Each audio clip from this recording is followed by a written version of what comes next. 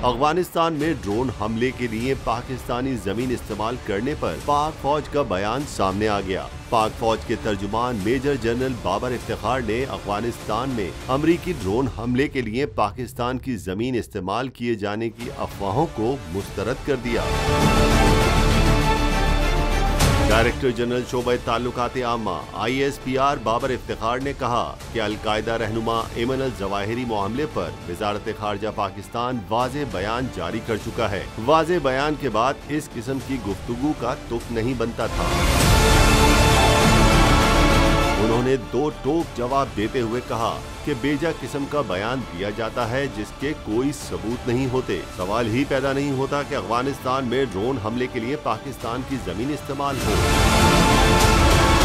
लज़बेला helicopter हादसे के खिलाफ सोशल मीडिया पर मनफी प्रोपेगेंडा मुहिम पर रद्द-ए-अमल जाहिर करते हुए उनका कहना था कि मनफी सोशल मीडिया मुहिम के बायस शोहदा के लवाहिकीन की दिल आजारी हुई। शोहदा फैमिलीज और अफवाज पाकिस्तान के रैंक एंड फाइल में गम गुस्सा और इस्तराब है। तर्जुमान पाक फौज ने कहा कि मुश्किल और तकलीफ दे वक्त में पूरी कौम अफवाज पाकिस्तान के साथ है। कुछ बेहिस हलकों की जानिब से सोशल मीडिया पर तौहीन आमेज मुहिम चलाई गई। बेहिस रवैये नाकाबिले कबूल और काबिले मुज़म्मत है। सब्सक्राइब करें और बेल दबाएं ताकि कोई खबर रह न जाए।